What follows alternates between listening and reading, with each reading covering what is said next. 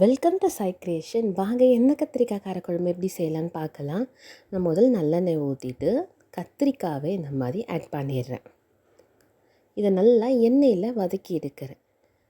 அதுக்கப்புறம் இதுக்கான ஃபுல் வீடியோவை நான் ஆல்ரெடி சேனலில் அப்லோட் பண்ணிக்கிறேன். உங்களுக்கு ஃபுல் வீடியோ வேணால் செக் பண்ணி பாருங்கள்.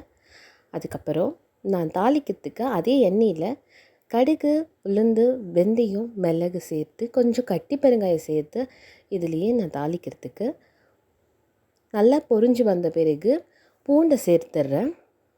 அது கூட வெங்காயம், சின்ன வெங்காயத்தை சேர்த்து சின்ன வெங்காயம் வதங்கின பிறகு தக்காளி சேர்த்துக்கிறேன். தக்காளி வதங்கின பிறகு மிளகாத்தூள், மஞ்சள் தூள், தேவையான அளவு உப்பு சேர்த்துட்டு நல்லா இந்த எண்ணெயிலேயே நல்லா வதக்கி விடுறேன். அது கூட புளி தண்ணியை ரெடி பண்ணி வச்சுருக்கேன். புளி தண்ணியை இதோடு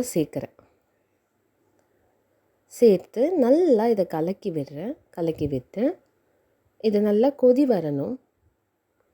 அது கூட கருவேப்பிலையை சேர்த்துட்டு நான் ஆல்ரெடி ரெடி பண்ண எண்ணெய் கத்திரிக்காவையும் இது கூடயே ஆட் பண்ணி நல்லா இது கொஞ்சம் திக்கான பிறகு கொத்தமல்லி போட்டு சர்வ் பண்ண வேண்டியதான்.